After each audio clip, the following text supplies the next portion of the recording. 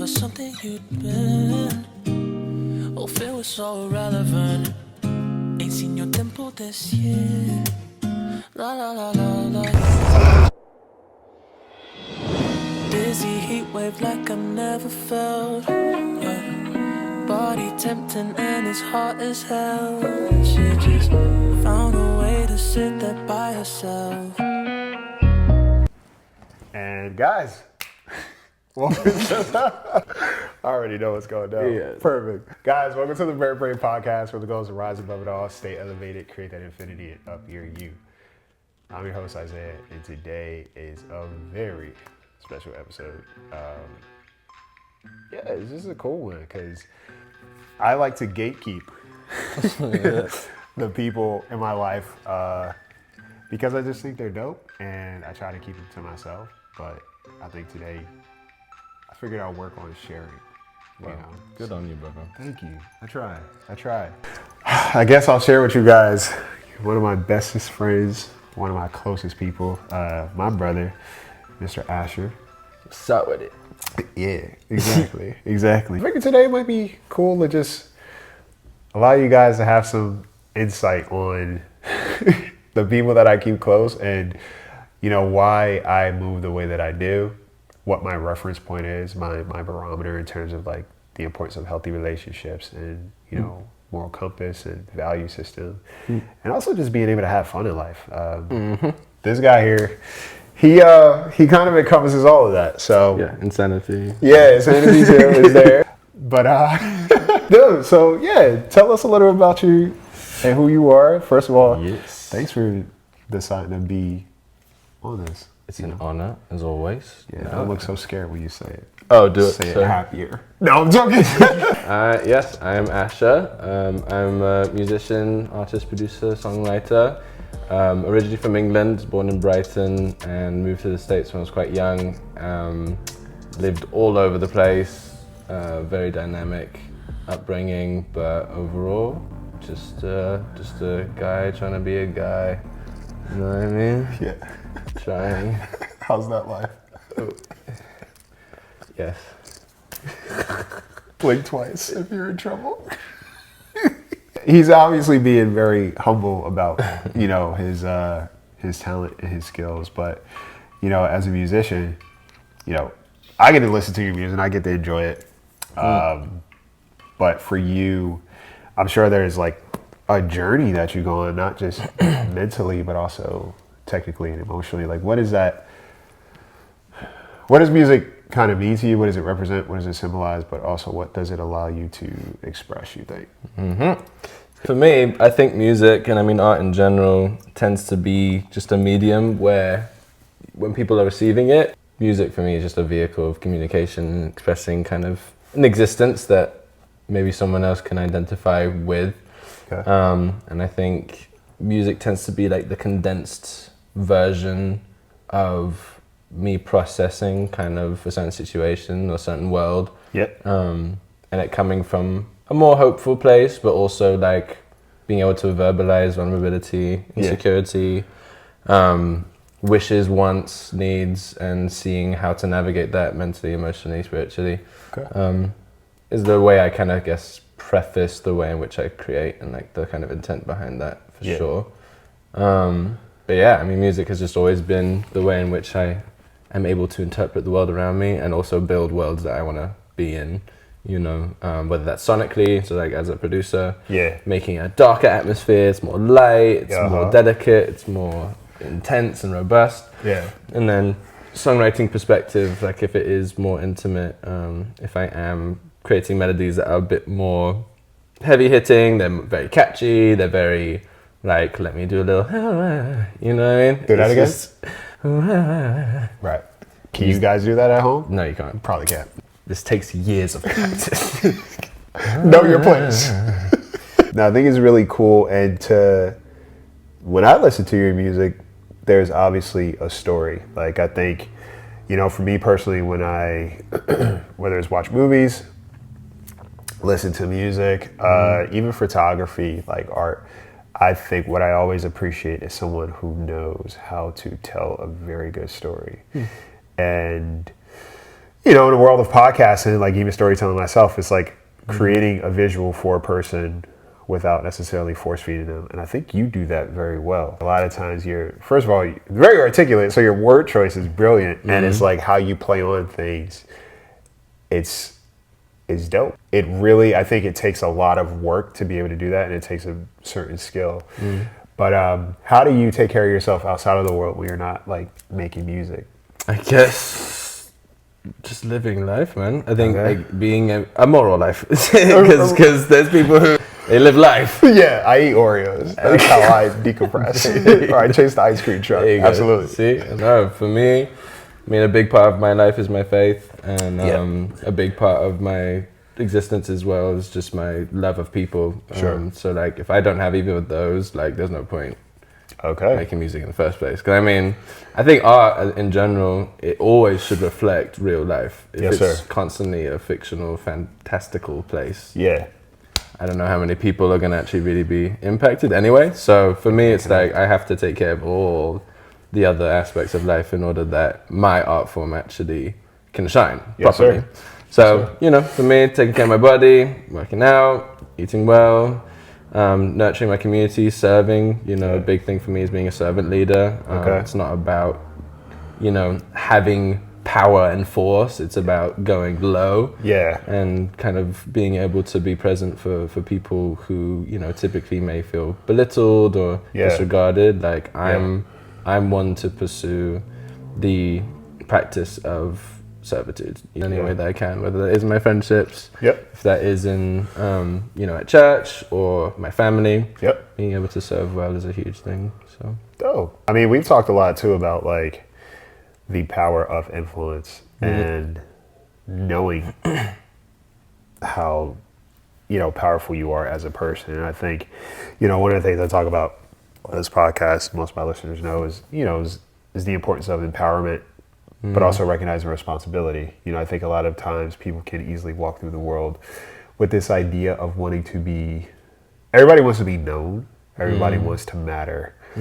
And sometimes that does override, like you said, servitude and making sure you're showing up in the world properly. How do you feel about, you know, especially being an artist too, right? Because it's like your influence has a wide reach and can very much touch a lot of people at once. So yeah, how does that move through your body? The, you know, having a healthier balance between, like you said, influence and power. You know.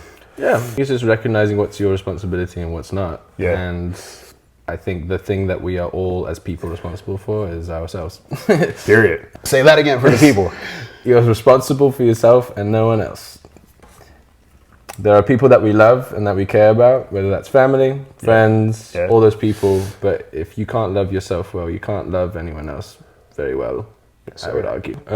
It's a byproduct of a self-knowing. It's a byproduct of work you're doing on yourself or in your arsenal, your arena, your existence, in order that, you know, you now have an external version of an internal reality. I think for me, I view the idea of power or influence or whatever as purely a byproduct of what I'm standing on for myself and the way in which God sees me, what's actually been entrusted to me to steward well. Because, you know, I think you can have influence, like there's many people in the world, artists, politicians, all that stuff, who don't even understand the influence they have. Mainly because they don't understand who they are. And so they are now operating from a place of ambiguity and kind of a false illusion of what self means, what identity they've put into themselves. And that directly impacts the way in which they're able to respect and honor the spaces that they've been given. You know, so for me, I'm just like, all that is just kind of noise. I think it's purely a byproduct. I don't think it's something you're supposed to pursue. Like, I don't pursue influence. Because what is that? You know, like what's pursuing influence? It's like, no, I think your role, your job is to love well, love others well, be able to understand the ways in which you were created and where your identity is actually placed. And Yeah. as a byproduct of that, Yeah. you touch people in ways that you didn't really expect. And that's awesome. That's wonderful. And Yeah. that maybe that affords you better financial freedom. Maybe that affords you more opportunities in your career, or it gives you the ability to be able to search out for a partner, like whatever it is. Yep. I really think that if you're not good with you, Yeah. you shouldn't be interested with power Power. or influence. So, Yeah. That's I think that's a good point, and something that you said, you know, and there's controversy around that statement, right? Of like, you can't truly love yourself. You can't truly love others unless you love yourself well. yeah. And I think oftentimes, for a very long time, I used to think about that concept too. It's like, you know, and there are people out there who think, well, yeah, I do love people. But they might be missing the other part of that. Is like, there's a difference between loving people in the ways that you want to love them versus loving a person in the ways that they need or that they ask for, right? You know, my mom's favorite quote is, "Give me what I ask for, not what you want me to have." Because a lot of times there are people who go through the world and think that because I'm giving of myself, I'm giving this person time, I'm empathetic, or I'm, you know, compassionate, whatever, I'm loving them, but I'm also recognizing that I'm becoming very resentful in process because this person is either not valuing what I do, they're not reciprocating what I desire. So immediately I feel like now this relationship becomes a different dynamic, whereas like I'm starting to resent this person. So I like what you said in terms of like, you can't love others well unless you love yourself properly. And I think oftentimes people forget that component, right? What does it mean for you? What does it mean to love yourself properly so you can love others well? Like, what does that call for?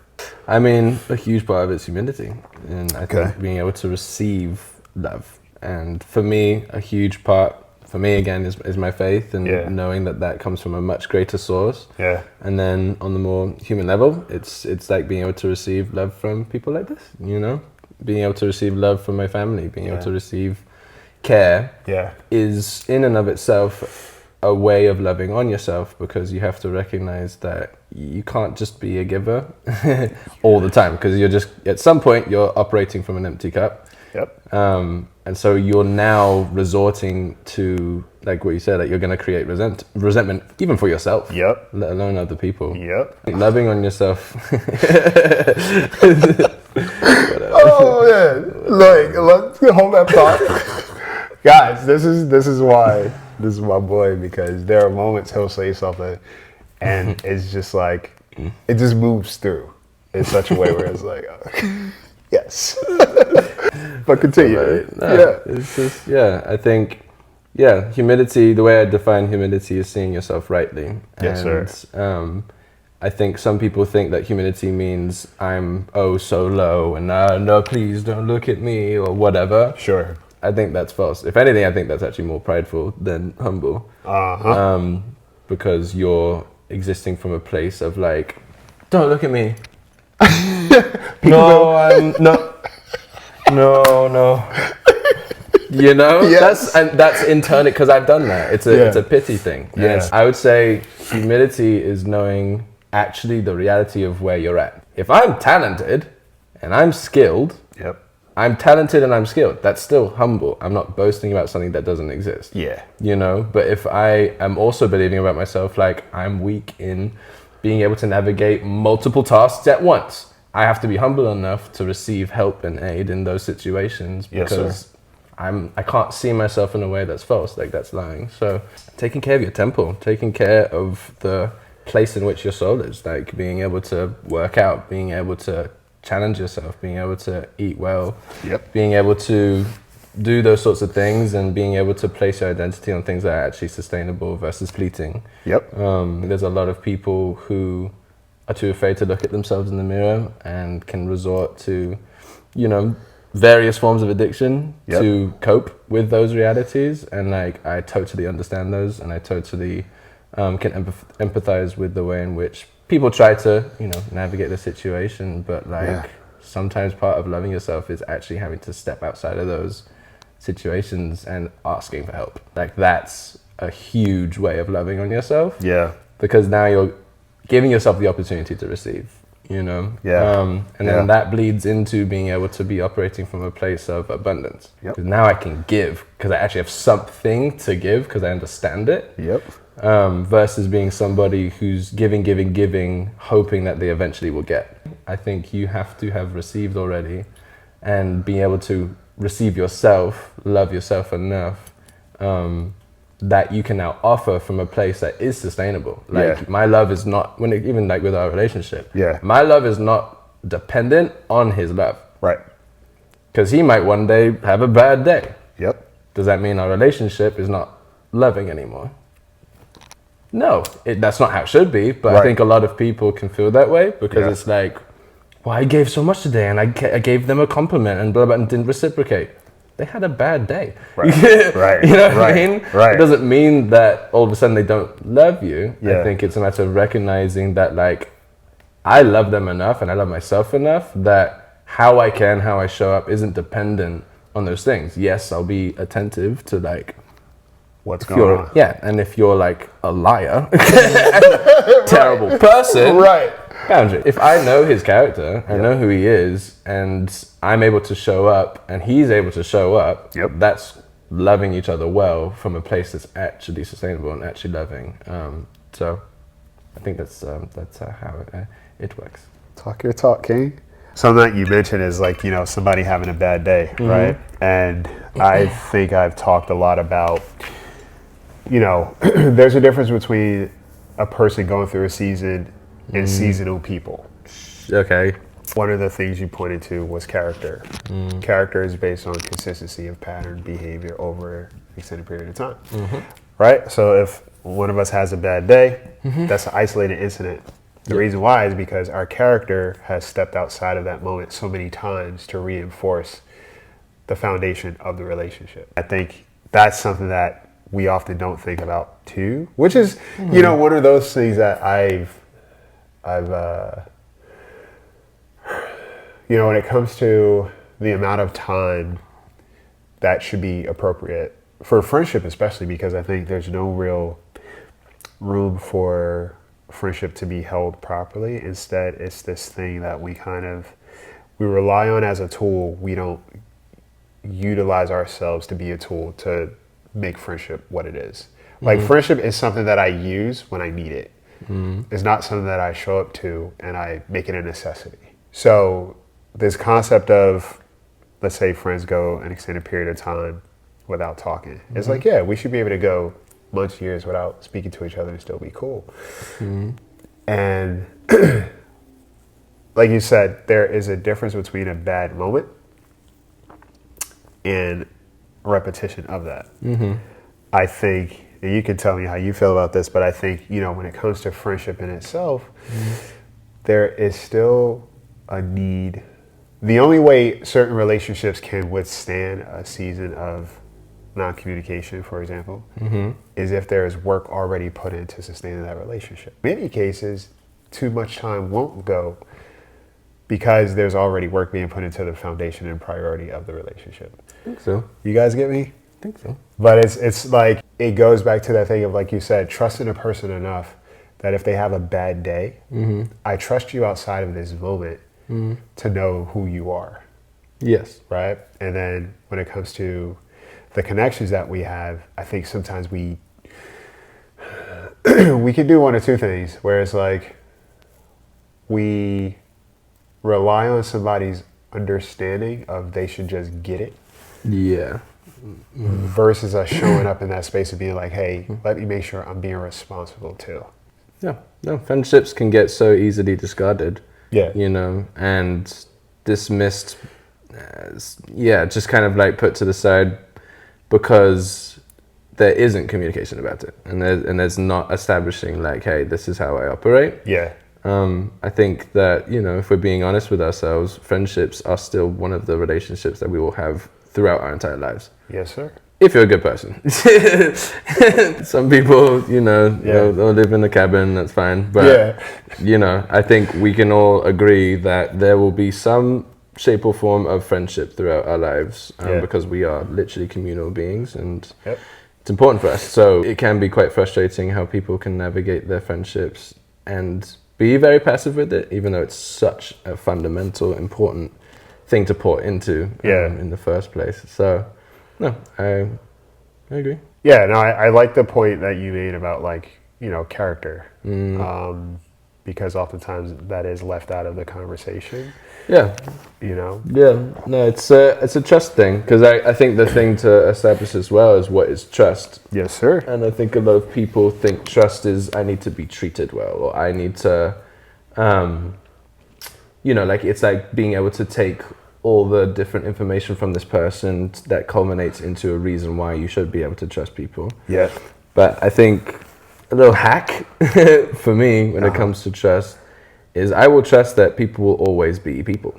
I will trust that people will always have things that they are walking through, that they are going to be human. Yeah. And if I can trust that, but I also trust that they were created in an incredible way, that they are worth loving, no matter what, with the preface, of being able to meet them in the different dynamics, because there are boundaries you have to make, there are different ways in which you can show up. Yes.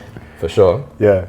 But I would argue that trusting people comes down to being able to, over time, be able to match things that they say, they do, with the character, personhood that they have. Yes, sir. And as that continues to grow, you begin to understand and solidify what that trust can be for you and that person. I don't think I can trust him with everything and then he not trust me. Yes, sir. It's not a friendship. No. That's a container. That's why communication is so important, because that needs to be reinforced and talked about, because we're both walking through life in different capacities. Yes, and sir. so our worldviews are changing, the way in which we engage with our careers, the way in which we engage with our family. Yeah.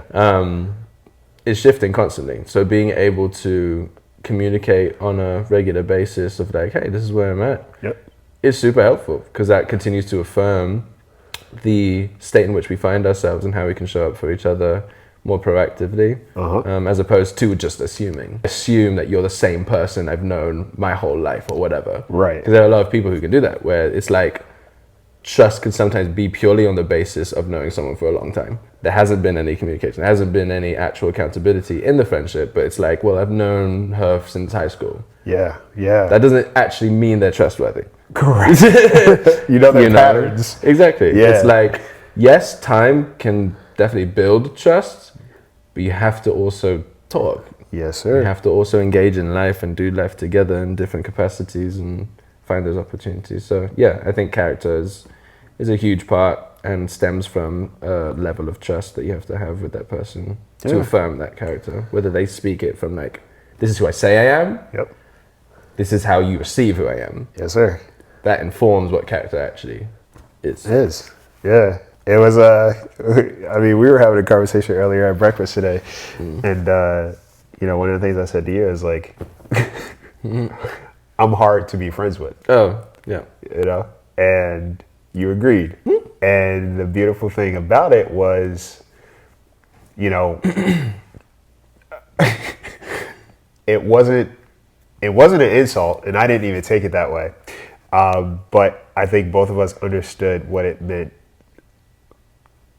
And it was just basically, in healthy relationships, you will be challenged. Yeah. Right? You will be challenged. You have to flex a muscle. Yeah. You have to be willing, like you said, humility is one of those components. Also have a certain level of understanding of yourself. And also a willingness to show up. Yep. You know what I'm saying? And, I've told you many a times, like, this friendship challenges me too. Because it forces me to step outside of my own reserves, my own patterns, fears, insecurities, whatever the case may be. Like, it forces me to bypass that. Sure. And I think a lot of times when we think about, friendship, everybody wants easy. But a lot of times I feel like easy translates to, I want to have something that I don't have to make effort for, that is self-sustainable, but also benefits me. But it's also at the expense of someone else. Also at the expense of someone else, yes. In the sense of he's hard to be a friend with or whatever, let's establish what hard is. Hard is, a lot of people think it's difficult. Yeah.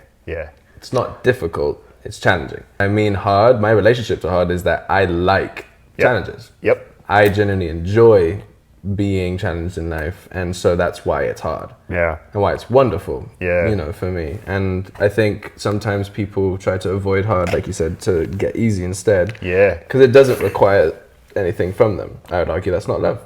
Love is sacrificial and it's selfless. And I don't think that a friendship based on the premise that I'm supposed to just get from you is good. I don't think it's kind, honestly. And sometimes it can happen by accident, you know. I'm sure it's nuanced and it depends on the situation, but you can accidentally fall into that by being complacent and comfortable. Yep.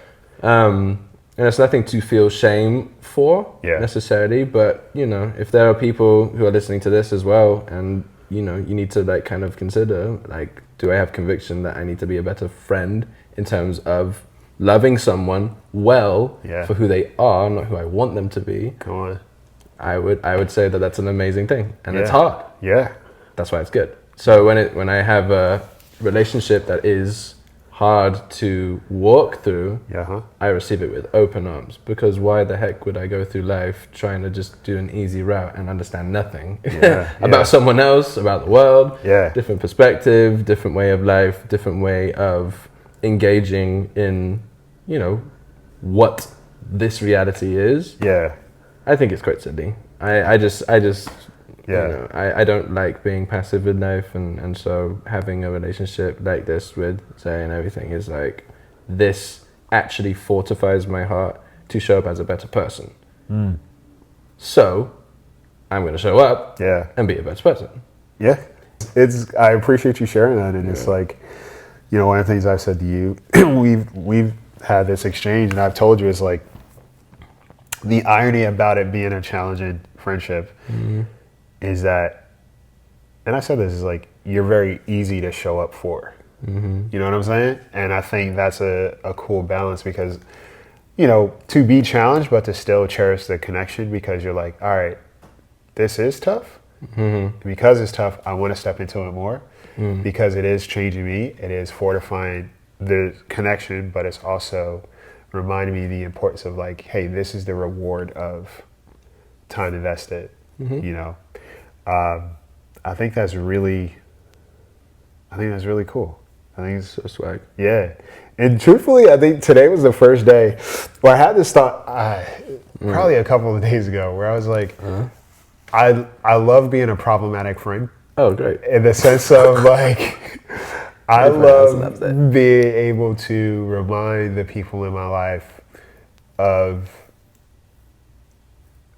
a standard that they deserve to be treated well. I think you asked me this question a couple of days ago. It's like, why do you make it a point to love on people or show up in the ways that you do? And I told you, it's like, if you're in my life, there shouldn't be a time where you doubt yourself if I have anything to do with it. So it's like, if I have the ability to remind you, hey, this is what you do well. Hey, I value you just because, that is simple. So why not do it? Versus this thing of like, hey, if I love you well, or if I say the right thing, then you'll love me in return. Right?